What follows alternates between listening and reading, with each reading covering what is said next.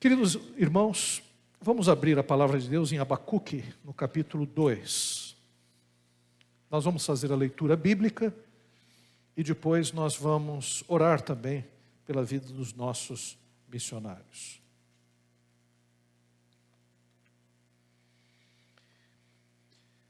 A palavra de Deus diz assim, Abacuque capítulo 2: Por-me-ei na minha torre de vigília, colocar-me-ei sobre a fortaleza e vigiarei para ver o que Deus me dirá e que resposta eu terei à minha queixa. O Senhor me respondeu e disse: escreve a visão, grava sobre tábuas, para que a possa ler até quem passe correndo. Porque a visão ainda está para cumprir-se no tempo determinado, mas se apressa para o fim e não falhará. Se tardar, espera-o, porque certamente virá, não tardará. Eis o soberbo, sua alma não é reta nele, mas o justo viverá pela sua fé. Assim como o vinho é enganoso, tampouco permanece o arrogante, cuja gananciosa boca se escancara, como o sepulcro e é como a morte que não se farta. Ele ajunta para si todas as nações e congrega todos os povos. Não levantarão, pois, todos esses contra ele um provérbio, um dito zombador, dirão: ai daquele que acumula o que não é seu, até quando? E daquele que a si mesmo se carrega de penhores. Não se levantarão de repente os seus credores, e não despertarão os que hão de abalar? Tu lhe servirás de despojo. Visto como despojaste as muitas nações, todos os mais povos te despojarão a ti, por causa do sangue dos homens e da violência contra a terra, contra a cidade e contra todos os seus moradores. Ai daquele que ajunta em sua casa bens mal adquiridos, para pôr em lugar alto o seu ninho, a fim de livrar-se das garras do mal. Vergonha maquinaste para a tua casa, destruindo tu a muitos povos, pecaste contra a tua alma, porque a pedra clamará da parede, e a trave lhe responderá do madeiramento. Ai daquele que edifica a cidade com sangue, e a fundamenta com iniquidade. Não vem do Senhor dos exércitos que as nações labutem para o fogo, e os povos se fatiguem em vão? Pois a terra se encherá do conhecimento da glória do Senhor, como as águas cobrem o mar. Ai daquele que dá de beber ao seu companheiro, misturando a bebida ao seu furor, e o que embebeda para lhe contemplar as vergonhas. Serás farto de opróbrio em vez de honra. Bebe tu também a exigência e exibe a tua incircuncisão. Chegará a tua vez de tomares o cálice da mão direita do Senhor, e a ignomínia cairá sobre a tua glória. Porque a violência contra o Líbano te cobrirá, e a destruição que fizeste dos animais ferozes te assombrará, por causa do sangue dos homens e da violência contra a terra, contra a cidade, contra todos os seus moradores, que aproveita o ídolo, visto que o seu artífice o esculpiu, e a imagem de fundição, mestra de mentiras, para que o artífice confie na obra, fazendo ídolos mudos. Ai daquele que diz à madeira: acorda, e a pedra muda: desperta. Pode o ídolo ensinar? Eis que está coberto de ouro e de prata, mas no seu interior não há fôlego nenhum. O Senhor, porém, está no seu santo templo, cale-se diante dele toda a terra. Senhor Deus, nós queremos orar agora e pedir a tua sabedoria para que possamos entender esse texto e aplicar, Senhor, em nossa vida, Pai. Pedimos, Senhor, que o teu Espírito Santo, que nos conduz, nos torne claro, Senhor, clara a tua vontade, Pai. E ao mesmo tempo, Senhor, nós queremos orar também pelos nossos missionários, orar pelo Andrew, pela Norine e tantos outros missionários que estão, Senhor, no campo, sofrendo também perseguições, sofrendo prisões, Pai. Cuida deles, é o que nós te pedimos, em nome de Jesus. Amém. Queridos irmãos e irmãs, hoje eu quero falar sobre a torre de vigia. Esse texto que nós acabamos de ler, o profeta Abacuque, ele está aguardando uma resposta de Deus. Vamos lembrar, na semana passada, nós lemos o capítulo 1, e Abacuque está muito incomodado com tudo o que está acontecendo. Ele ora a Deus, para que Deus traga respostas para ele. E ele sobe agora nessa torre de vigia, justamente para aguardar uma resposta de Deus. E essa torre de vigia a gente pode assemelhar a uma espécie de observatório. Um observatório é fundamental para nós discernirmos o entorno. Então, quando nós estamos numa torre, num observatório, nós olhamos ao redor. Se é uma torre num castelo, a gente olha os inimigos se aproximando ou qualquer pessoa que se aproxime. Se é um observatório para olhar as estrelas, a gente vai observando o movimento dos astros.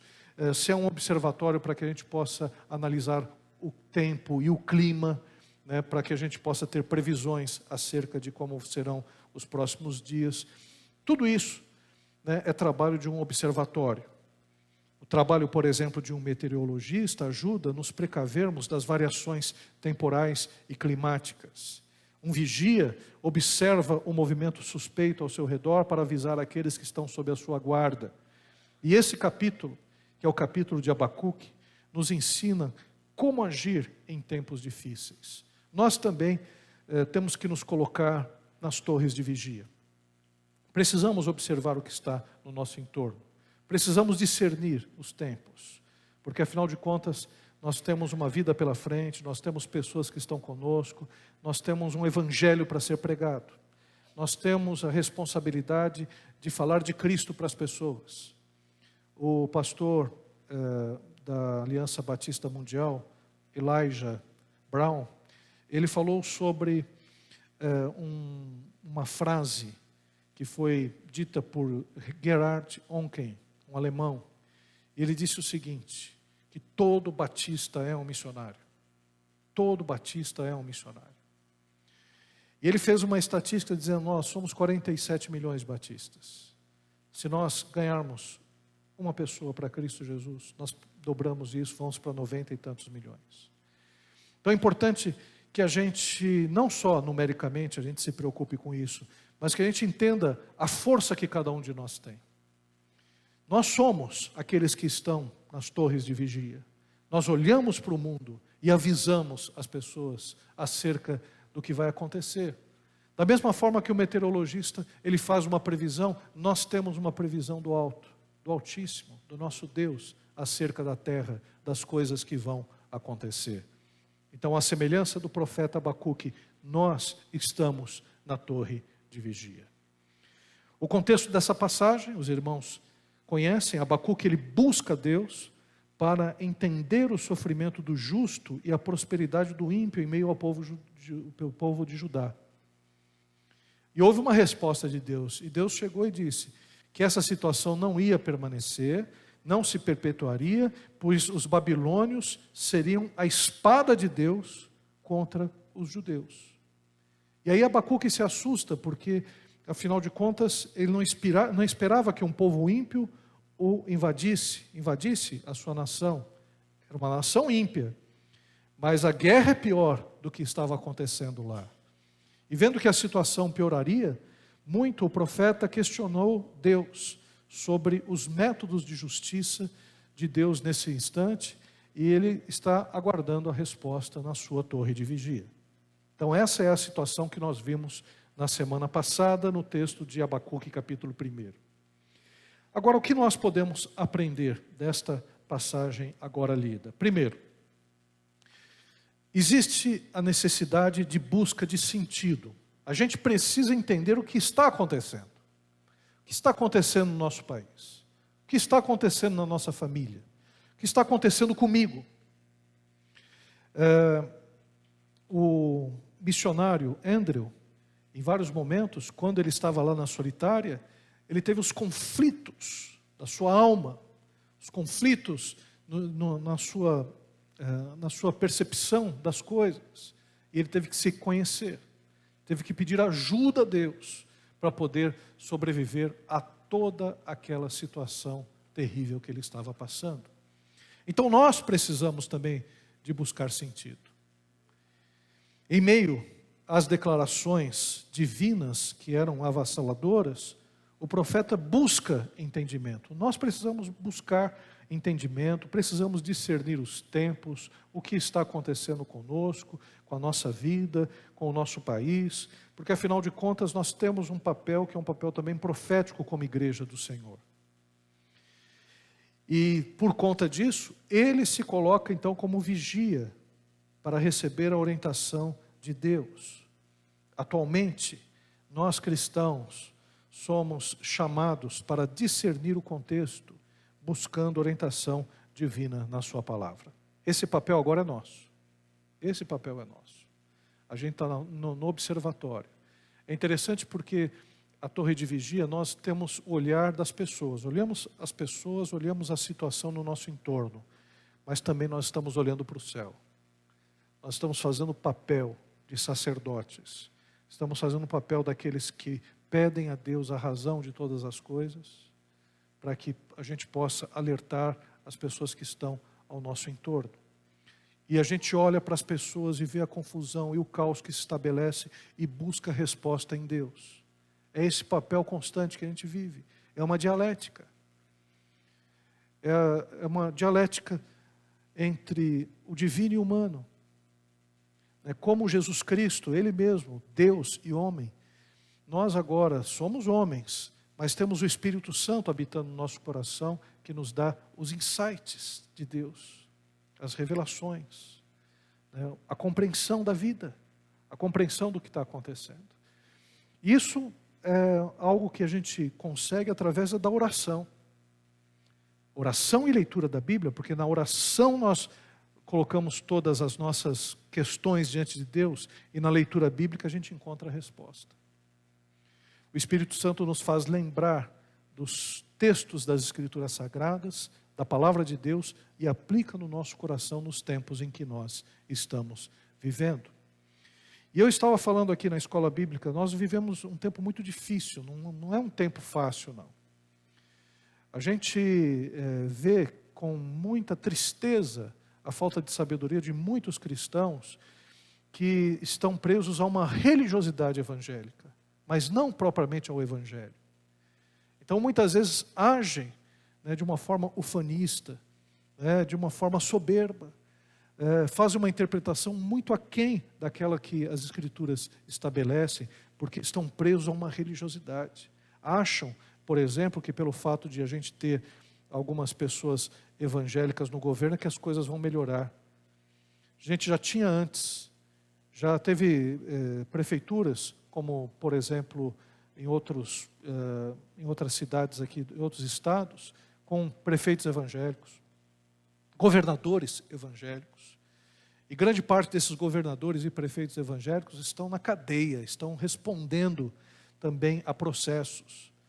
Então, às vezes, aquela visão superficial de que está tudo bem, porque a gente tem um governo que tem uma preferência mais cristã, entre aspas, em relação às suas atitudes, faz com que a gente não perceba o que está por detrás. Nós estamos num mundo, o mundo jaz no maligno.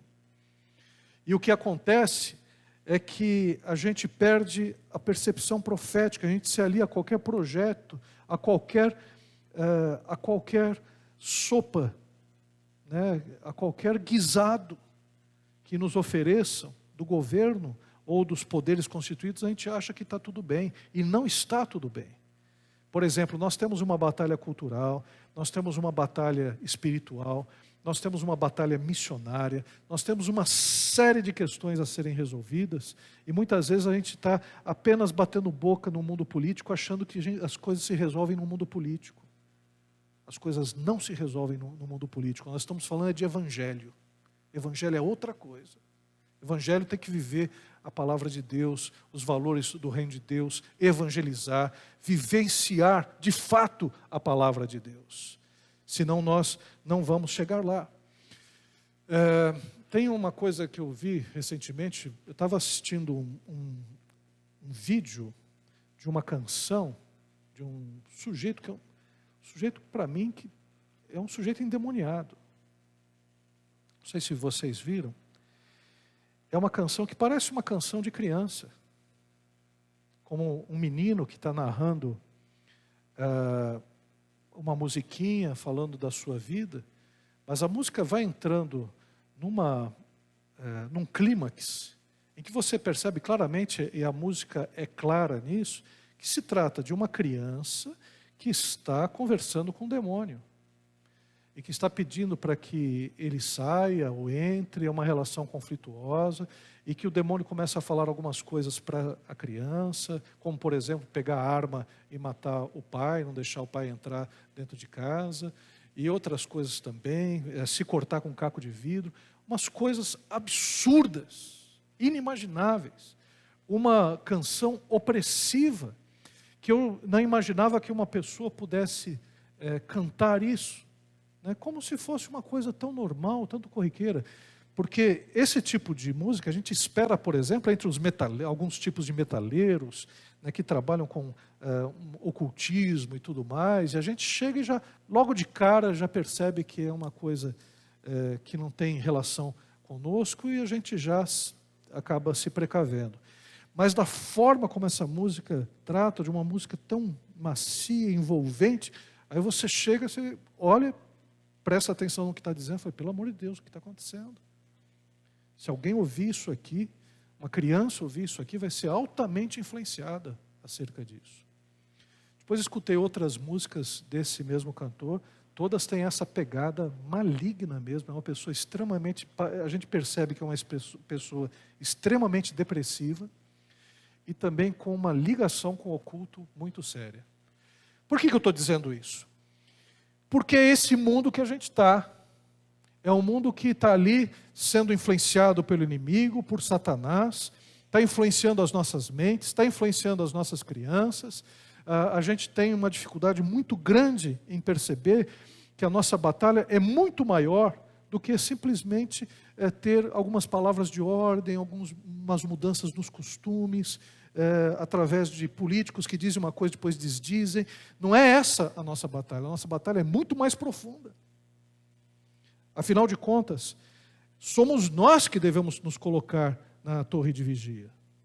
É função nossa, a gente tem que buscar sentido nesse caos que estamos vivendo, onde existe uma mentira muito grande. Os meios de comunicação mentem, as redes sociais há muita mentira, e mesmo quando os fatos estão ali claros, os fatos são distorcidos. Vivemos uma época muito complicada em termos da verdade. Agora, um outro aspecto que nós precisamos entender, a gente busca sentido porque a gente vai repassar a orientação divina. O vigia era responsável por transmitir ao povo o perigo iminente. Como cristãos, nós somos alertados sobre a ira vindoura e a situação daqueles que estão perecendo sem Deus. Nosso papel é ser um atalaia para orientar o povo de sua impiedade e suas consequências. A Bíblia diz que nós somos responsáveis. O profeta, se eu não me engano, o profeta Ezequiel, Deus diz ao profeta Ezequiel que se ele não falasse da palavra de Deus, Deus requeriria o sangue das pessoas da mão de Ezequiel. Então nós somos responsáveis sim pela ignorância que as pessoas estão vivendo. Nós somos responsáveis em avisar acerca da palavra de Deus, do que acontece com aqueles que não seguem ao Senhor. Parece que a gente está meio entorpecido, parece que está tudo bem, mas não está. Para muitas pessoas a vida vai se encerrar, para muitos, né, a situação aqui na terra vai chegar ao fim e eles vão adentrar a eternidade. Então é importante a gente entender e falar e dizer para os nossos parentes, para os nossos amigos, para as pessoas que nos cercam, acerca da salvação em Cristo Jesus, do risco que eles estão correndo.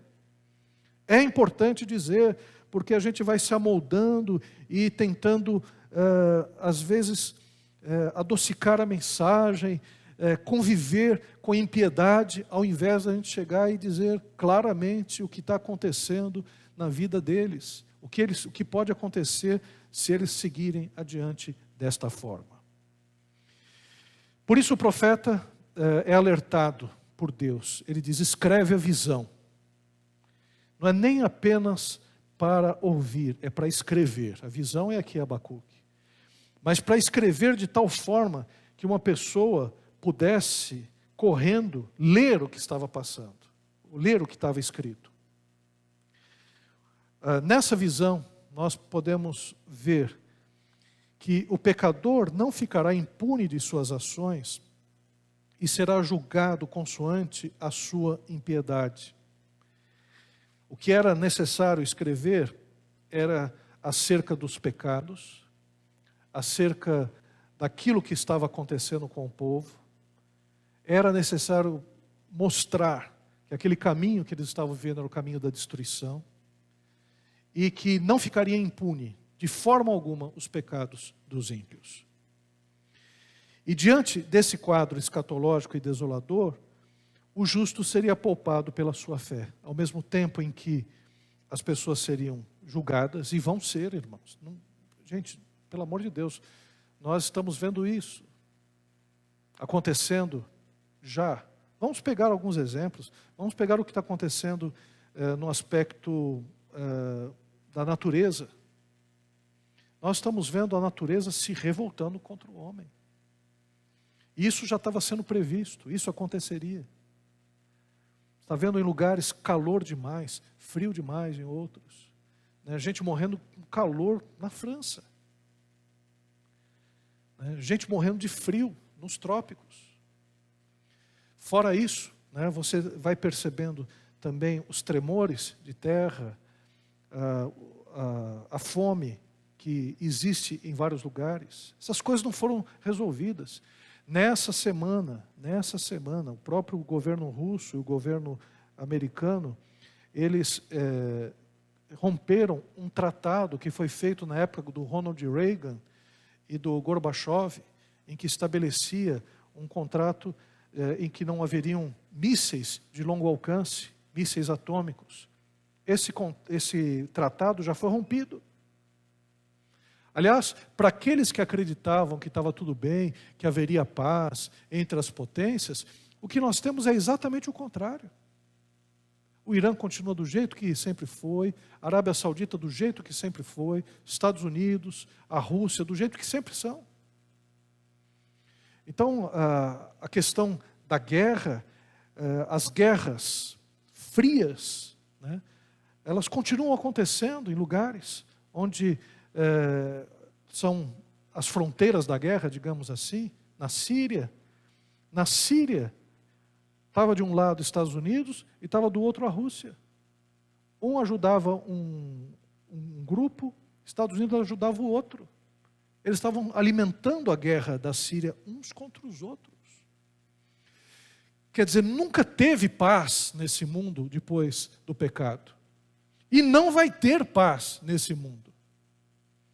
Nós estamos aqui para mostrar justamente isso, de que não adianta se iludir. Na questão econômica, quando a gente vai falando, não, a gente ora evidentemente para que as questões elas melhorem e tudo mais, mas qual é o histórico que nós estamos vendo? Nós estamos vendo muitos conflitos, muitas dificuldades, e os conflitos que existem por causa da fome, porque os refugiados estão entrando nos países. Você está vendo uma onda de refugiado na Europa.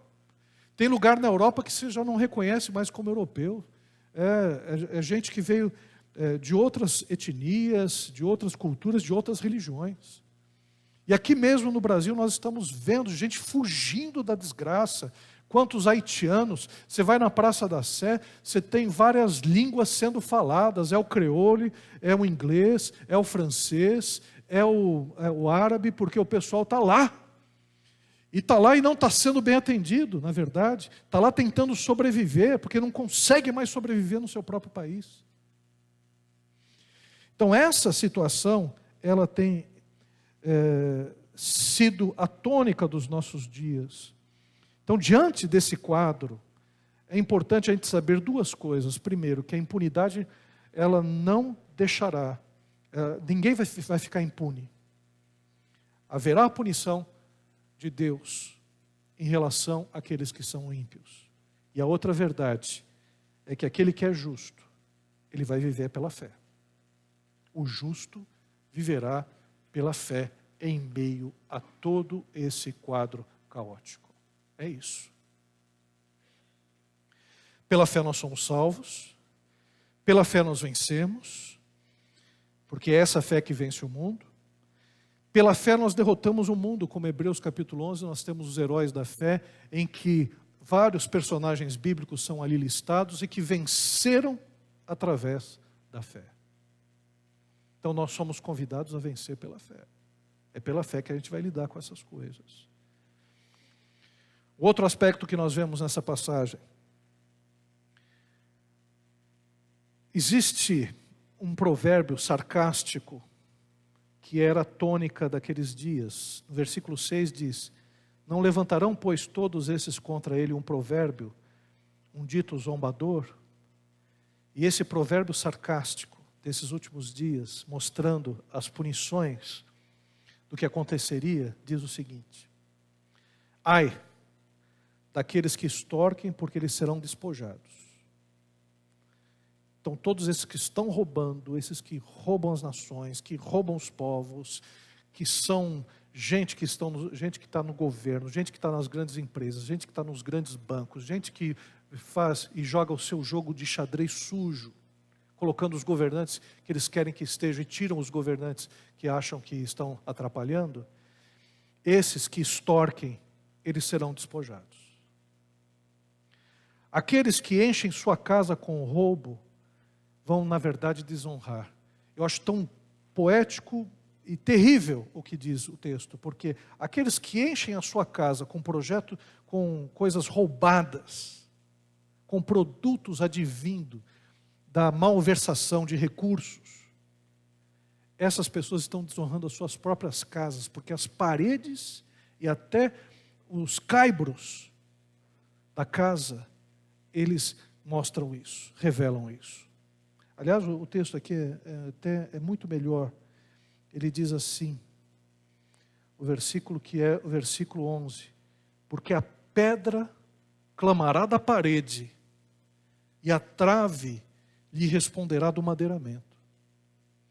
Quer dizer, até as coisas que são imateriais vão reclamar, porque elas foram alcançadas com corrupção. E é o que a gente está vendo. A gente está vendo um monte de gente aí sendo presa, gente que roubou à vontade, e hoje a sua casa está desonrada, os seus filhos estão ali passando por dificuldades, por humilhações, pelo opróbrio, pela vergonha. Então o que Deus está dizendo, porque isso estava acontecendo lá com Israel, tinha gente que roubava os outros para construir casas mais apaineladas. E aí o que Deus está dizendo, não vai ficar impune. Isso não vai ficar impune. Ai daqueles que incentivam a violência, pois beberão de sua vingança. E aqui é interessante porque, desculpe, o primeiro. Ai dos que escravizam o povo, pois serão vencidos pela glória de Deus. Porque não se escraviza o povo. Gente, ai daqueles governantes que escravizam o povo. Ai dos ricos que escravizam o povo. Porque tem gente morrendo. Essa noite eu não sei quantos ficaram no relento. Quantos passaram fome. Quantos estão numa situação de pobreza absoluta. Quanta gente está enfiado num posto de saúde que não consegue atendimento. Tem gente que está morrendo na fila. Com isso não se brinca. E aqui o texto até chega e diz, porque aqueles que pensam e fazem isso, devem saber que a terra se encherá do conhecimento da glória do Senhor como as águas cobrem o mar. É um tsunami da ação de Deus. E aí daqueles que incentivam a violência, pois beberão de sua vingança. Porque tem gente que incentiva cada vez mais o outro, né, a se afundar. O versículo diz, ai daquele que dá de beber ao seu companheiro, misturando a bebida ao seu furor. Que é aquele que usa de mecanismos para que o outro se afunde cada vez mais, se afunde cada vez mais. É aquele que dá bebida para o bêbado se afundar cada vez mais. E a Bíblia está dizendo, ai daqueles, porque eles vão beber da sua própria vingança. E por fim, ai daqueles que são idólatras. Ai daquele que diz ao pau, ao pedra, desperta, porque o ídolo pode, pois, ensinar, como diz o texto. Ai daqueles que são idólatras, pois serão julgados pelo Senhor de toda a terra. Então que Deus chegou e falou para o profeta, falou, bota isso aqui escrito, para que todo mundo possa ver. Porque é isso que vai acontecer. Não vai ficar nada impune. Você pode crer. E o justo viverá pela fé. O justo viverá pela fé em Deus. O justo, ele não vai ficar ali como Asaf durante um período, quando escreveu o Salmo 73, fica, Senhor, mas por que o ímpio prospera? Senhor, o Senhor não faz nada, o que está acontecendo e tudo mais. E o Senhor dá a resposta e diz, eu vou fazer. Eu vou fazer. E você vai dizer que eu vou fazer. Que estes não perdem por esperar. Então nós precisamos cair, deve cair a ficha da gente. Porque a nossa função aqui nessa terra é de estar ali em cima, vendo o que está acontecendo, analisando isto de uma forma adequada, bíblica. Tem gente que está aqui batendo boca, né, com ímpio, enquanto a gente não tem que bater boca com ímpio. A gente tem que viver pela fé e tem que anunciar, olha, Deus está aí, a impunidade não prosperará, Deus vai trabalhar no coração de todas as pessoas, Deus vai agir naqueles que estão roubando, ai daqueles que escravizam, ai daqueles que incentivam a violência, ai daqueles que são idólatras. É isto. Nós somos profetas de Deus.